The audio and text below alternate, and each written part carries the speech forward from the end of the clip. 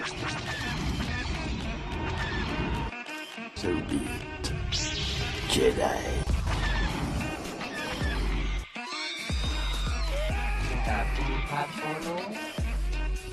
He's no good to me dead.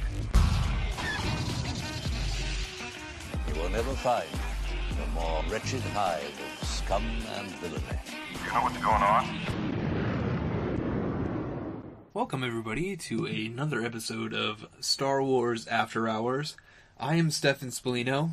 I'm Josh Combs. There is no need today to do our regular intro, which is state our names for the record, because it is just me and Josh today. We were going to, as promised, deliver our first Star Wars history episode, which was going to be Darth Plagueis, but we wanted to have our full crew for that. There's a ton of research involved with these, and we didn't want to just go for it. Our third co-host had he couldn't join us tonight for some personal obligations. So me and Josh watched Through Imperial Eyes, which is a Rebels episode.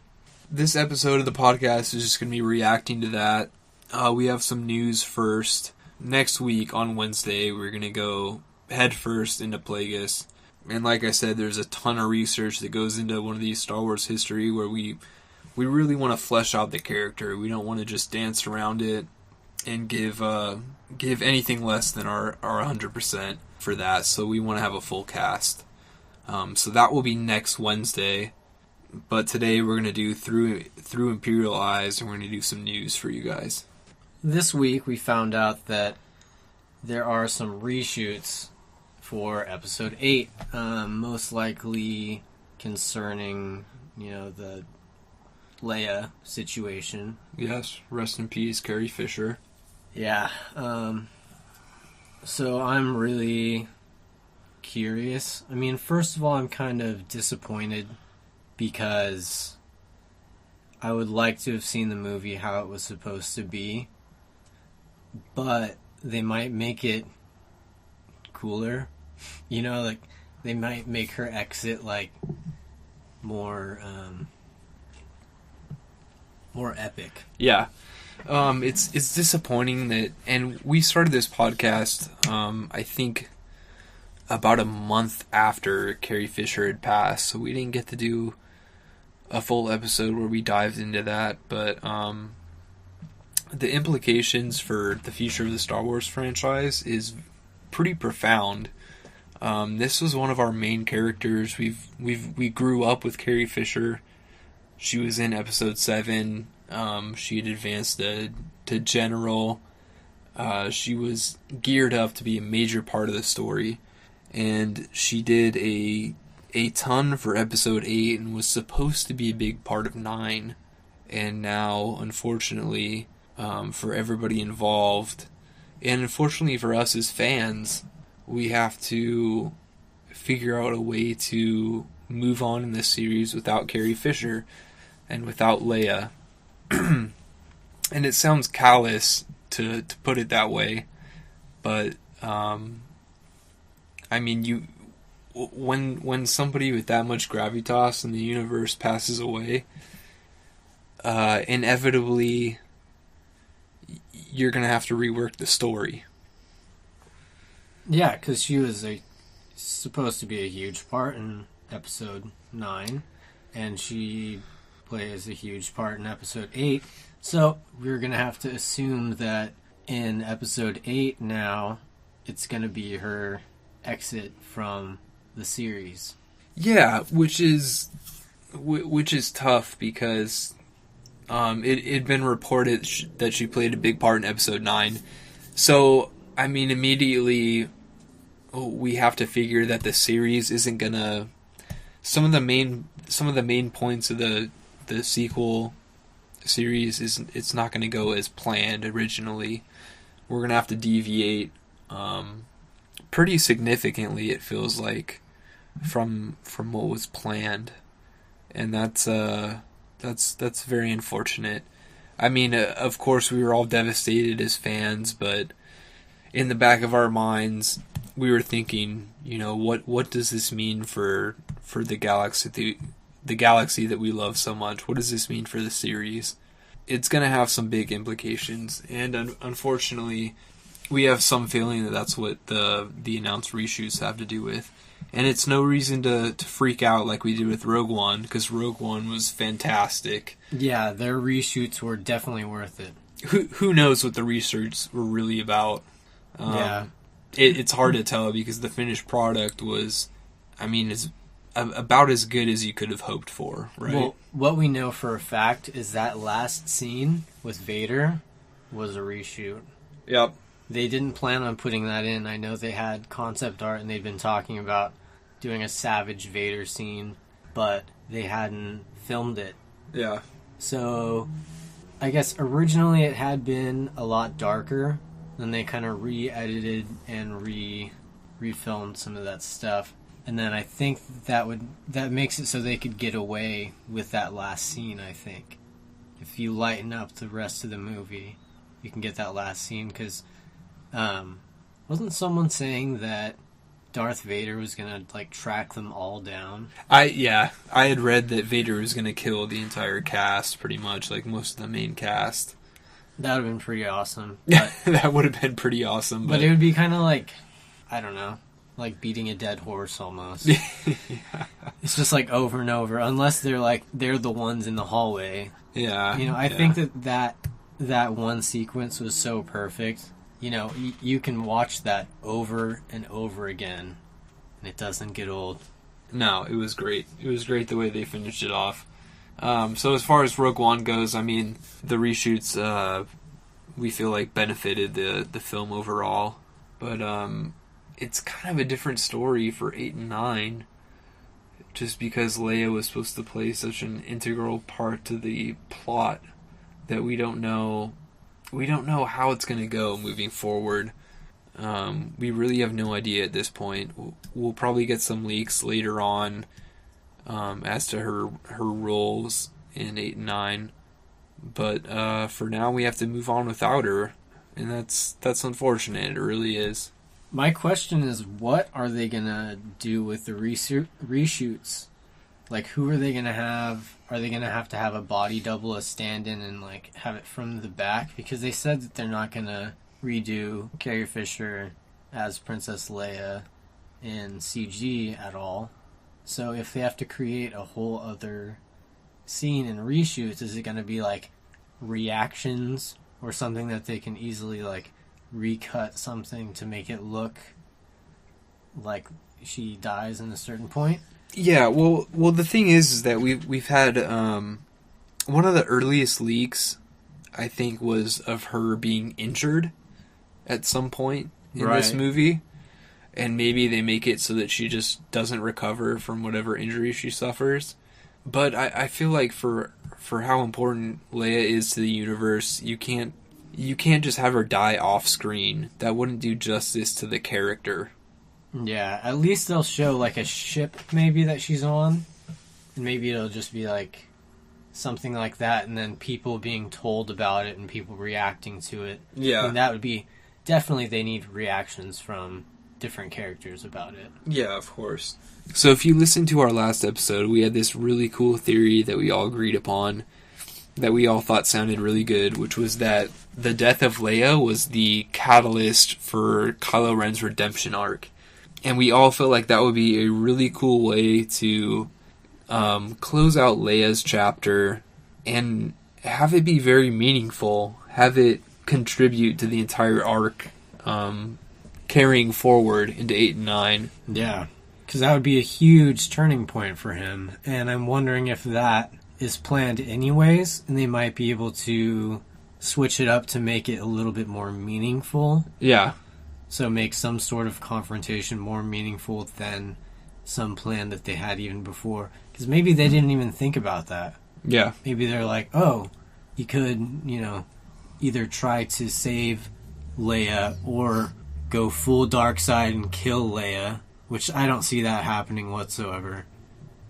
I see him trying to save her in some sort of way. Yeah, and that's the way they could do it right there is the death of Han Solo was planned throughout all of 7 pretty much. Yeah, definitely. That was that was what Kylo Ren needed to, complete his dark side transformation. According to him and Snoke. Yeah, according to him and Snoke. But we get that feeling that in that scene, it doesn't have the intended effect on him. He looks... He looks lost. Yeah, still. It looks like the light side is still tugging at him, even in his almost darkest point. And that's, we also mentioned that in the episode with Dale, about how he had to punch himself in that wound from the bowcaster just to harness that anger and that pain so that he can be strong enough to fight. He's still not ready, even after all of that. The look on his face is like, what did I just do? It's not like, oh yes, this is what I needed. This is how I complete my training. This is that next step that I was missing this whole time. The look on his face is like, oh my gosh, did I just make some type of horrible mistake? Well, I feel like maybe Snoke has made him a promise of some sort that he's following through with these orders, similar to Anakin, having to go to the Jedi Temple, kill all the younglings. Imagine if that's one of the things. It's like Snoke says, in order for me to tell you this, I need you to do this and be full dark side. Yeah. So I'm wondering what Kylo Ren wants to learn and if Snoke is lying to him. I'm sure he is. But getting back to Leia, so Han Solo was planned and didn't have the intended effect. Now imagine if Leia, they move on in 8, and Snoke's kind of like, you're gonna have to kill Leia. And Kylo Ren's he's not really ready to do that. And maybe Snoke senses that he's not ready to do it and blows up her ship.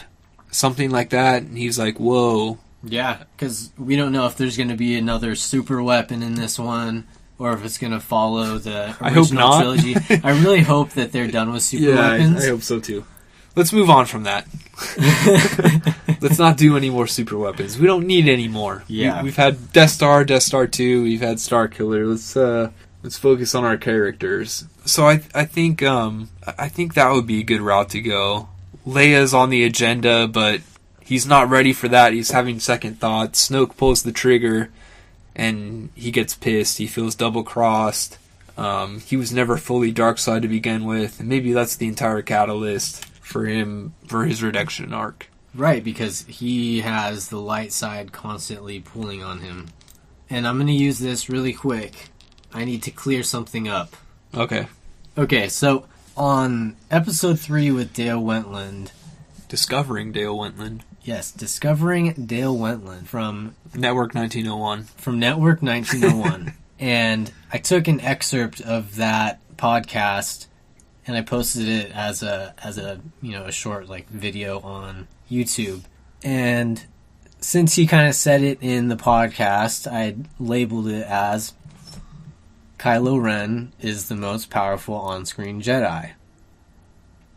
So I guess he got a bunch of things on Twitter and Reddit and stuff. And them giving him crap. We haven't gotten a single thing about it. Do we have a Twitter account? Yeah. We do. Yeah, we have everything. Twitter's Twitter.com. not popular enough. I actually... SW. I tried to link our podcast to Reddit, and I got banned for self-promotion. So I don't know how Dale... we'll have to ask him about how he promotes himself on Reddit, but... Yeah, that's anyways. Funny. Yeah, so they gave him a bunch of flack for it, and he kind of not really redacted this statement, but he kind of explained that he kind of meant Force user, and how most of the time people consider Jedi as people who use a lightsaber and use the Force and stuff like that. But I looked into it a little bit, and I actually found a few articles from 2016 that were saying that Kylo Ren, since he's not a Sith, then he's technically a dark Jedi. And in canon, there's Asajj Ventress, and on the Wikipedia site, she's considered a dark Jedi because she's not. She doesn't get the Darth Sith title. Apprentice. Yeah, she's not connected to the Sith, but she's Force sensitive. She was trained as a Jedi, but now she's a dark Jedi. Okay. She's like closer to a mercenary. So Dale was technically right in his termination. he was technically right. In his terminology. What's the word I'm looking for here? Terminology. Terminology. Yes. Yeah, there we terminology. So in his termination. in his termination. So, all of you haters out there, Go hate somewhere else. yep.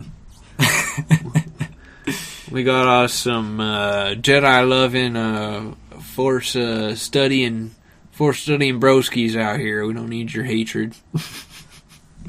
Yeah, but anyways, I think that he's a dark Jedi. He's not a Sith. We're not sure what Snoke is or if he is anything other than we've had little glimpses of him. He's the shadow from a different outer rim planet. Or Darth Plagueis. there's some weird stuff happening with the next Aftermath book coming up. There's little things coming out about that. Little pieces. Yeah, so we'll I'll go ahead and plug audibletrial.com/Star Wars After Hours. Go to that. You can listen to over 176 Star Wars novels.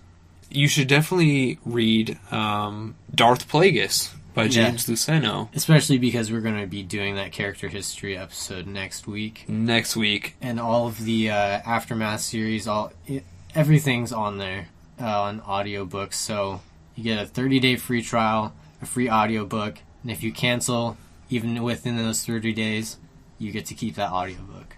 So really there's no downside, and they support the podcast. Yeah. Is that correct? It definitely supports our podcast, so it helps us out.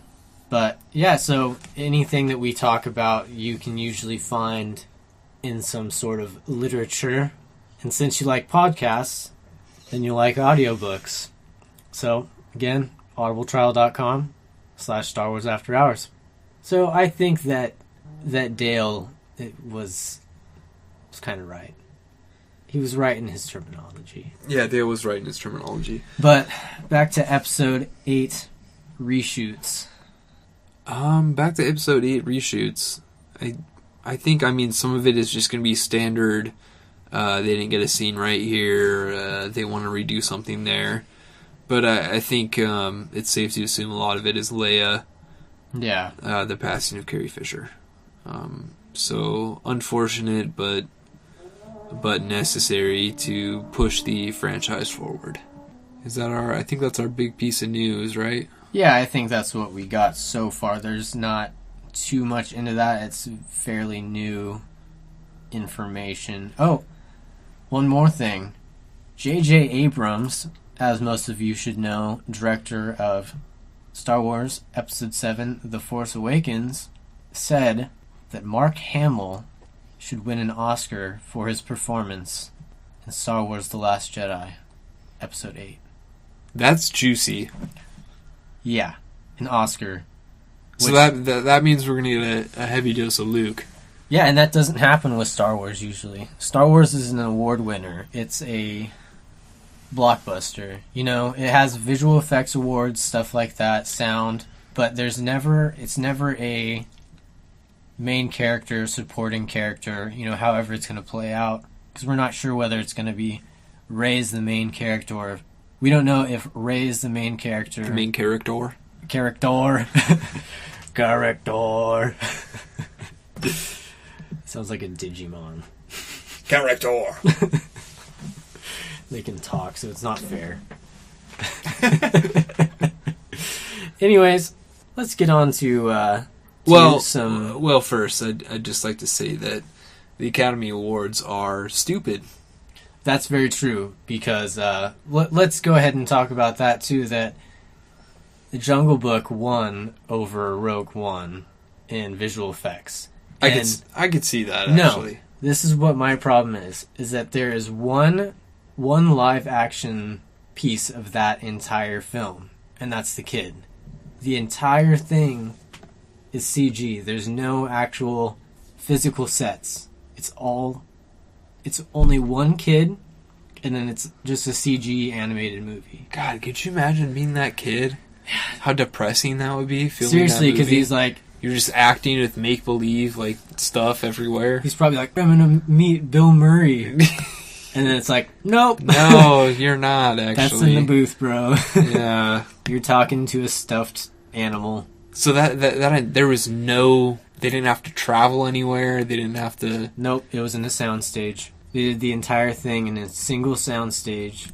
That is just depressing. Yeah, so that's one thing that I had a problem with. There was Doctor Strange was one of them, and I didn't see that, but I've heard that it's insane. And of course, ILM helped out with that, and they're always on point. And they're Lucasfilm, Disney, all up in that, so... Yeah, but the Academy Awards is really just a couple movies nobody's ever heard of winning something. It's a bunch of celebrities sniffing each other's balls. Sniffing each other's balls, basically. Virtue signaling to each other. And I know, now it's like for political statements and stuff like that on stage. It's just total trash. Yeah.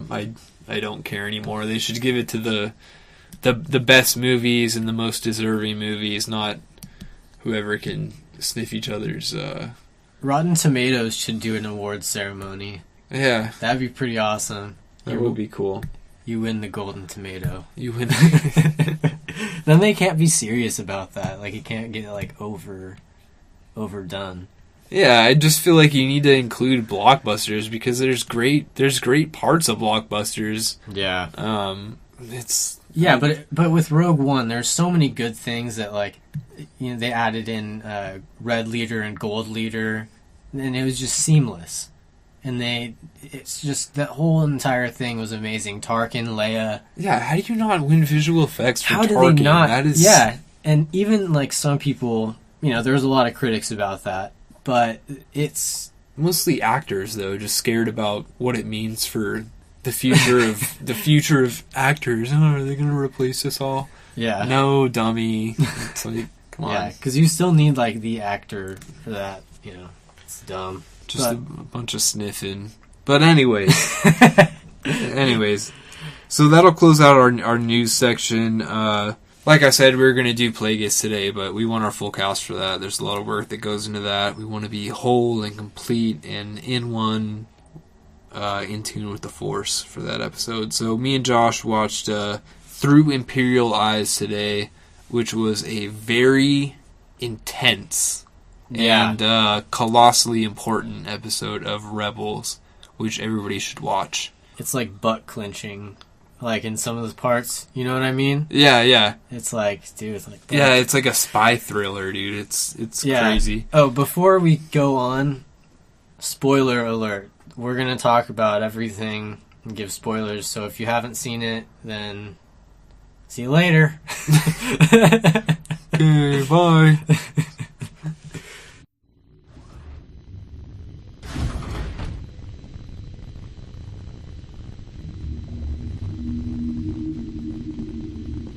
Things have fallen into place a little too perfectly for my liking, and I don't think Lieutenant List is capable of what you've accused him of. I agree. Sir, the prisoner's effects have arrived, as you requested.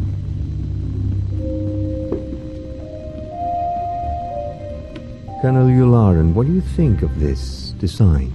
A beast of some kind? A stylized expression of a Lothcat, a ubiquitous native of Lothal, and rendered by a very familiar artist.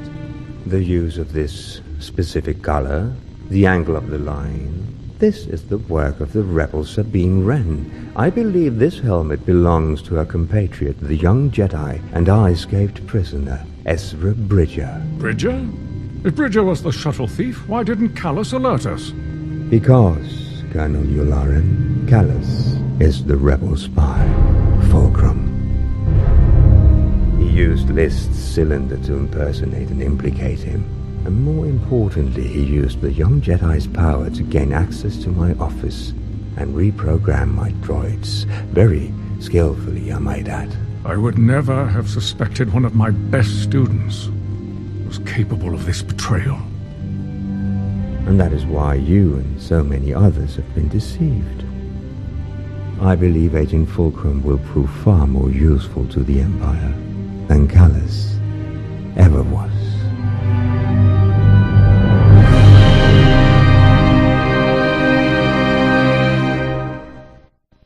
So, Through Imperial Eyes starts out with, this is Season 3, by the way. This is Season 3, Episode 17. I believe it came out on Friday. By the time you're listening to this on Wednesday, it came out last Friday. So it's the newest episode. We start out, which is really cool, in a first-person view, and it is Callus, who is our Fulcrum, and he's washing his face in a mirror, getting ready for a big boarding party with our blue buddy, Grand Admiral THRAWN. Yeah, and I heard this interview with Dave Filoni, and he was actually talking about they wanted to do the entire episode in a first-person view of Callus, and that would have been amazing. But it was just that they kind of they didn't have enough time to do it, really. The logistics are kind of weird because you wouldn't be able to get certain angles, and it would just make the rest of the thing kind of awkward. There were some good parts that needed cutaways. Well, the opening scene was really cool. It was amazing. I think that was one of the most creative things I've seen in Rebels. Yeah, because it puts you from the opening scene. It's it puts you on Callus's side, and it puts you in his shoes, pretty much. Yeah, and you have to see how he looks at himself in the mirror and says, I'm an Imperial, I have to stand for this, but I want to help the Rebels.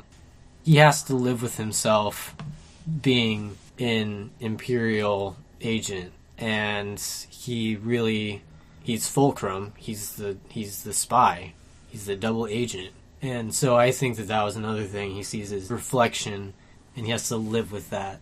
And then now he's going to have to face the facts of what he's been living with for so many years. And it sets up the clenching. Yeah. It sets up the clenching right there and then. Oh, yeah. Yeah, because, so we open with that. He's washing his face in the mirror. You get a brief glimpse in his shoes. He walks into the control room of a Star Destroyer? Is that what we're in? Yeah, a Star Destroyer. Yeah, we're in a Star Destroyer. Yeah, with Lieutenant List, and they have captured a bounty hunter brought before Lieutenant List and Callus. The helmet gets removed, and what do you know? It's Ezra. Yep. It's funny because he says something like, "Shut up, Imperial scum," or yeah. or like, "Get off me, Imperial scum." Get off me, Imperial scum. And it's I've never heard Imperial scum. I've always heard Rebel scum. Yeah, so that was awesome. That was funny to me. I feel like that was a little nod to the hardcore longtime fans Ezra. Yeah, Ezra calling Imperials Imperial scum. Yeah, and it's kind of funny how they react to each other because they obviously have a history together. Callus knows he's a Jedi. He had the history with him on Lothal that he'd been kind of fighting against him for such a long time.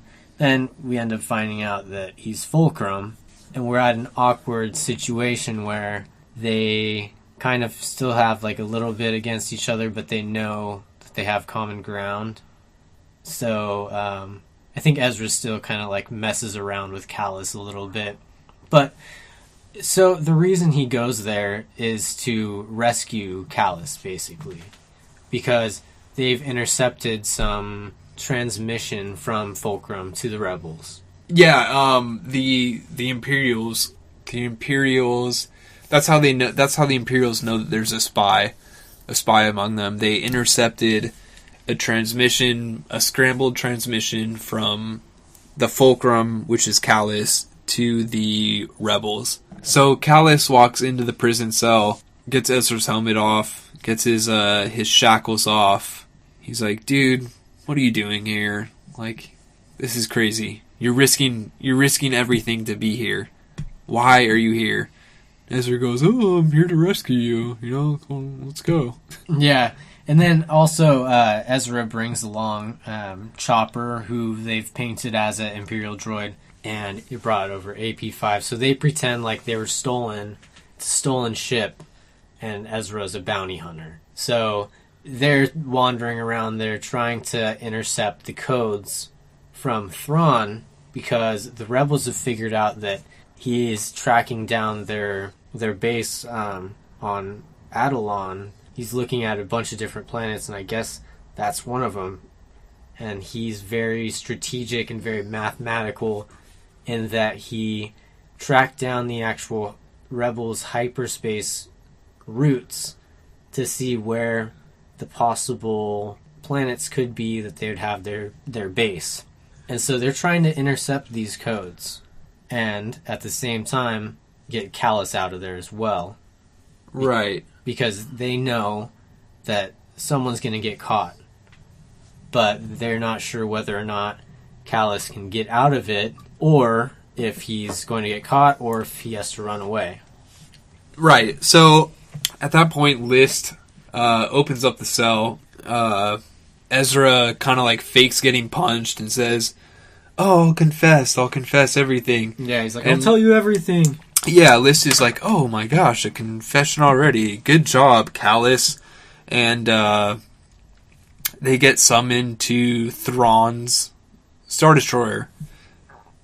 And they head that way. Ezra gets put in a different cell block aboard THRAWN's Star Destroyer, right? I believe so. Yeah. And so Kallus and List head into THRAWN's, basically, throne room. And there's a little Easter egg when they're heading there. THRAWN's got a bunch of artwork, and you can see a little Easter egg from Indiana Jones. Yeah, the Holy Grail. You can see the Holy Grail there. And everyone that knows anything about THRAWN or has, especially in the what is now Legends, that THRAWN is an art collector. He likes different like Jedi relics and all that stuff. And so he's got art from the Rebels all over, and he's got interesting objects. I saw this article that there's a list of a bunch of different Easter eggs that are in there. I haven't really tracked them down yet, but I'll link it on the videos, and then you guys can watch it and try to find them. So that would be fun. Yeah, which is something I appreciated because I read Heir to the Empire, and a lot of the little intricacies of THRAWN, even though Disney trashed the canon, the old school canon, and rewrote it as Legends. Yeah. They kept some of his personality the same, which is his art collecting, which is a big part of THRAWN. That made him unique and different. He's kind of this... He'd make up like entire battle plans based on like what kind of art his enemies liked and like goofy things like that. Yeah, and he's very sophisticated, but at the same time, when they go up to get into his office or throne room or whatever you would call it, they go up to a stormtrooper, and this stormtrooper asks for their basically their ID. Yeah, their code cylinders. So, which is kind of ridiculous because they're both really high-ranking officers, so they should be able to get in there easily. But THRAWN is really thorough with his security. He's very thorough and he's very meticulous. Yeah, and one fun fact, Dave Filoni himself was the voice of THRAWN's stormtrooper. And I don't know if the one guarding the door, right? Yeah, the one guarding the door. So, listen for that. I think somehow he made his voice lower. I'm not sure if they did it inside of the computer or if he just did it with his voice. But yeah, that's a little fun fact. And so yeah, on their entrance, they see THRAWN fighting these assassin droids. And he is kicking ass. That dude, this is the first time we see him in action. This is the first time we realize that he is not only, mentally fit, he's physically fit. Yeah, he's an ass kicker. And this brings to question how he's going to leave this story and if it's going to be in hand-to-hand combat rather than some type of ship or some type of explosion of some sort. It's pretty hard to get him to picture him getting outsmarted after this episode. Yeah, it really is. Because there's a lot that goes on that he is so calculated, and he knows what he's so many steps ahead of everyone else that they think that they're fooling him. Yeah. And he wants people to think that they're fooling him. He keeps them in the dark for that reason.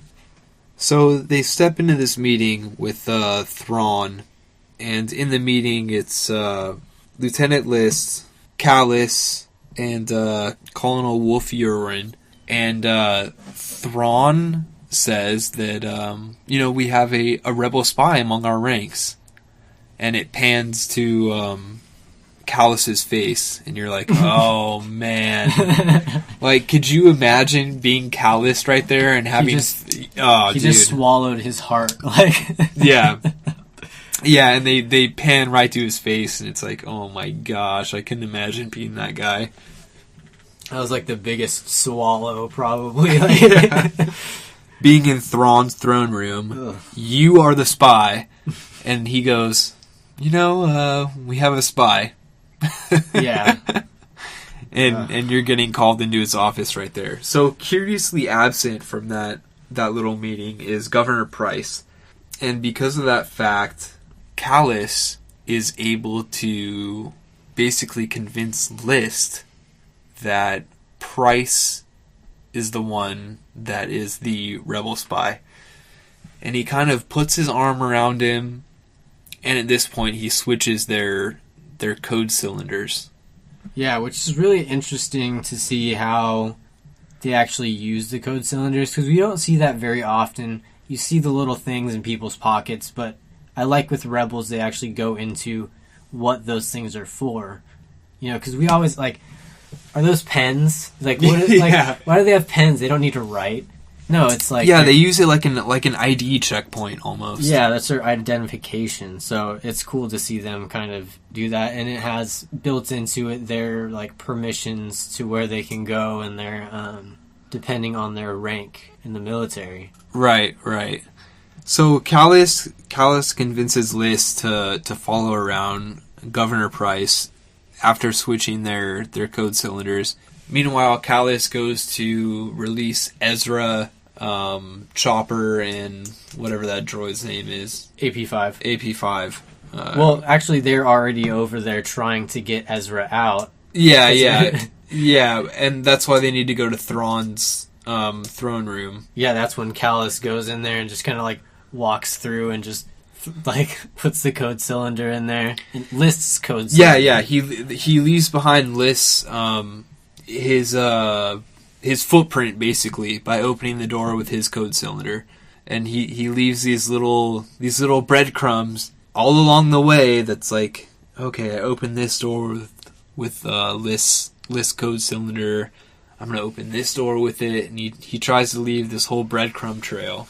And we'll see how that all comes crashing down later in the episode. But so we just got Ezra out, and we're heading back to Thrawn's throne room. And so they need to get in there to get those codes to try to intercept basically the map to where Thrawn has figured out that there might be probable rebel bases on certain planets. Yeah. And we know that their main base is on Atollon. So in order for them to get into the office, they have to know that Thrawn's not there. And it's really good that they have Callus with them, because all he does is just call up List. Yeah. It's like, sup, List? What's up, man? Where you at? Oh, yeah? You're over there? Where's Thrawn? Oh, he's over here. Yeah, he's with Price, and he's like, cool, keep following him. Yeah. You stay out of the way, too. And then they have AP5 just hanging out in the corner, keeping watch. So they have to get Ezra a little Imperial officer costume to get him through there, because he can't just randomly transport a prisoner. So what they do is they make him look basically like Lieutenant List. And Callus has Ezra convince the stormtrooper at the door at Thrawn's... the entrance of Thrawn's office. In the entrance of Thrawn's office, and he uses a Jedi mind trick. And I have a question. Why do they have to do the hand thing? Is that needed? Is that really needed to do the Jedi mind trick? Because that gives it away. If you know what a Jedi mind trick is, you're like, oh, he's doing it right now. But if you're using the mind trick at the same time you're doing the hand motion, that's true. I feel like you won't it's even remember you're like the hand motion. Yeah, exactly. You're like setting it up with the hand motion. By the time you're completed, they don't remember the hand motion. That's true. They just remember giving the order. That's true. So yeah, basically he says that it's List. He says, "I'm Lieutenant List. THRAWN is expecting us." And so the stormtrooper, Dave Filoni, opens up the door and lets them into THRAWN's office. With List's code cylinder. Still. Yes, with List's code cylinder. So they go straight into the kind of like the control board, like his desk, I guess. Yeah, THRAWN's desk. And so that's where Chopper... They bring up his little planet map, and they switch out where the rebel base is with basically a decoy planet. Yeah, so they completely delete Atollon from his map. Yeah. To throw him off. But Ezra and Chopper get stuck in his throne room, and THRAWN comes back. Because AP5 is a little idiot, and he's like, oh, hey, just to let you know, he's like at the door right now. So both Kallus and Ezra have to hide. Kallus somehow slips out. We don't really see how. It's a little goofy. He slips into the side room where THRAWN was practicing with his assassin droids, and he just turns on the assassin droids and like somehow quickly programs them to not just shut off a command. Yeah, because THRAWN had a safe word for them to shut off, and so his safe word didn't work. But it's like Kallus really did that in like 5 seconds. Yeah, come on, dude. Little goofy. So THRAWN's distracted, and he thinks that List is in there. And at this point, he thinks that List is Fulcrum. So he's got his stormtroopers with him, ready to take him out, ready to take out List. Right. Who is really Ezra at this point. So Ezra gets out of the throne room while THRAWN is distracted fighting the assassin droids. THRAWN defeats the assassin droids. We rush down to Kanan and Rex. They have their Imperial transport ship. It docks. They come out, and Governor Price confronts them. She has a feeling something's up. She starts fighting with them. List is there. And he's like hiding around the corner, and he's like, since Kallus has been throwing this in his mind like the whole time, he's like, Kallus was right. Governor Price is Fulcrum. She's the rebel spy. And because he sees her beating up on the stormtroopers. Yeah. And at the same time, coming out of, out like on the balcony area, it's Colonel Wolf Yularen. He's coming out, and so he sees that whole thing happen. But at the same time, they set their phasers to stun and take her down, so Governor Price is passed out, and Kallus comes out. Kallus sees List stun Price, and he takes that as his opportunity to tackle List, and at the same moment that Wolf is coming out, Kallus says, you're the one, List. You're the Fulcrum. At the same time, switching back the code cylinders. Yeah, and he switches back the code cylinders. So it's a crazy scene. It's like List sees Governor Price fighting some stormtroopers. He says, "Oh, Price, you're the Fulcrum." And at the same time, Kallus tackles List. He says, "Oh, you're the Fulcrum," and then Wolf comes out, sees the last part of it, sees Kallus kind of like shooting at the Imperial dropship as it flies off, and he's like, "Good job, Kallus. We got our List." They check through the database, and Lyst's code cylinder comes up, opening all the doors, and the last scene we're back in Thrawn's throne room, and this is the brilliance of Thrawn, is this whole scene right here. Basically, they congratulate Kallus on saving the day. They dismiss him, and Agent Wolf says, "Everything happened a little too perfectly for my taste, and I don't think Lyst is capable of what you're accusing him of." Yeah, which I don't think he is either. He's very, he obeys orders. We both felt bad. Oh my god, it felt like the same scene, like that first scene in Rogue One where Cassian kills the informant.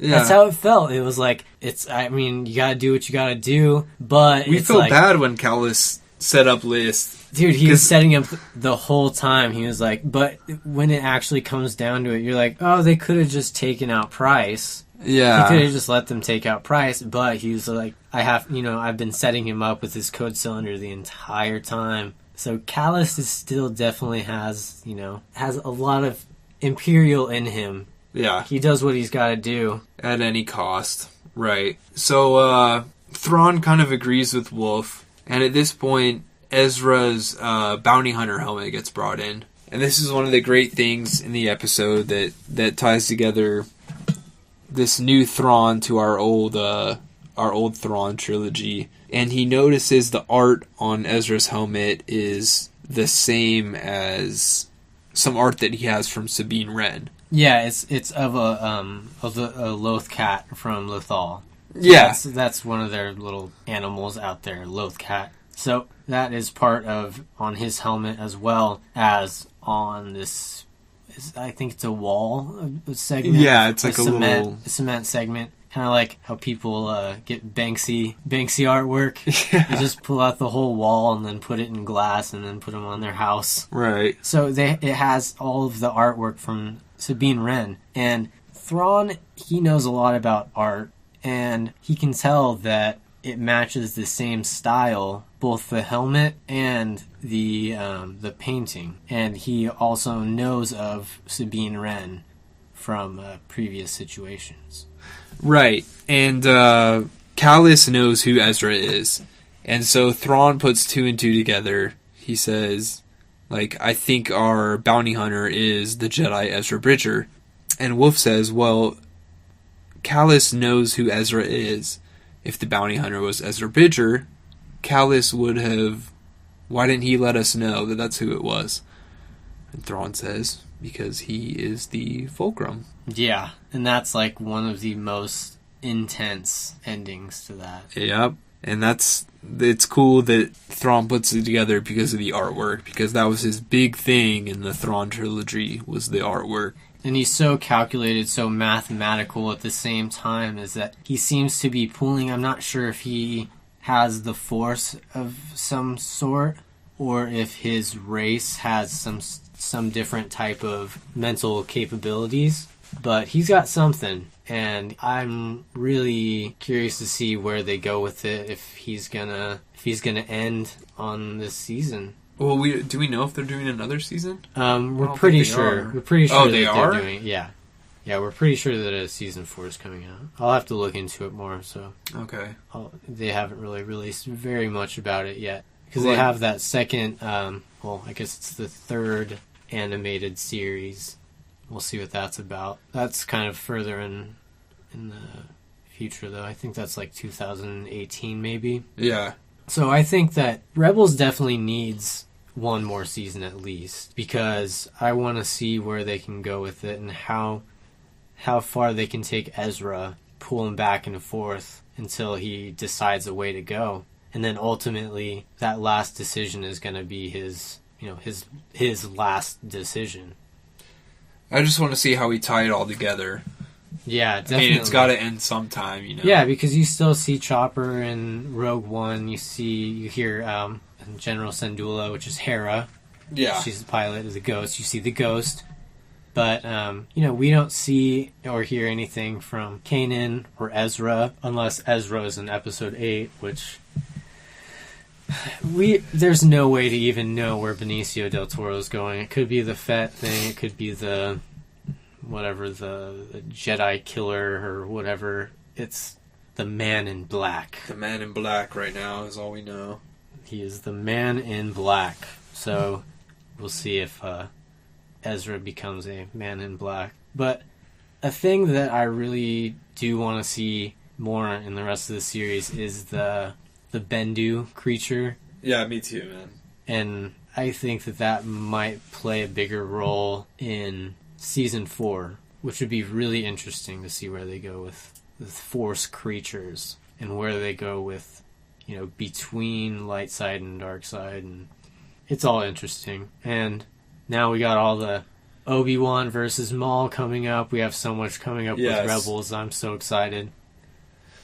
No, it's going to be awesome. I'm looking forward to it. And, I mean, we're going to have to do an episode about the Maul and Obi-Wan confrontation. Yeah, I think that what we should do is, just for these last 5 episodes, let's spend a little segment of our shows to do a little Rebels recap. Yeah, definitely. We don't have to break it down as much as we're doing right now, but, it's fun. Yeah, this was a quick little spot episode. Next week, I hope everybody is excited as we are for Darth Plagueis. Yeah. We're going to get way into him, man. We're going to dig him up.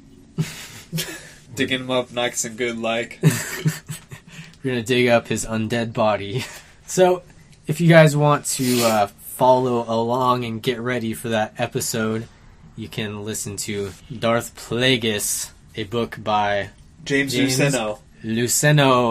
And that is audibletrial.com/Star Wars After Hours. 30-day free trial, free audiobook. You cancel it, you keep that audiobook. So make that audiobook be Darth Plagueis and get ready for our next episode. Dun dun dun. Darth Plagueis the Wise! Yeah, I'm stoked on that. I think we're all pretty stoked. Yeah. But I think that will do it for this little Rebels recap spot episode. This is just a free talk. Next week we're gonna dive deep, man. It's gonna be a good one. So stay tuned for that. That is all for Star Wars After Hours. We're gonna extend our giveaways. Actually, we have a giveaway for Black Series 6-inch Princess Leia and an AT-ST, also Black Series.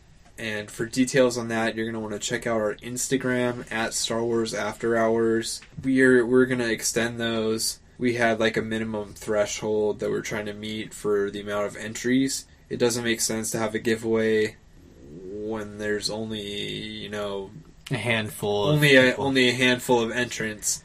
So we're going to extend that a little bit. Make sure to follow us on YouTube and Instagram. And with that, we'll go ahead and sign out. I am Stefan Spallino. I'm Josh Combs. Thank you for listening to Star Wars After. Good night. Night. I love you. Good night now. You will never find a more wretched hive of scum and villainy. You know what's going on?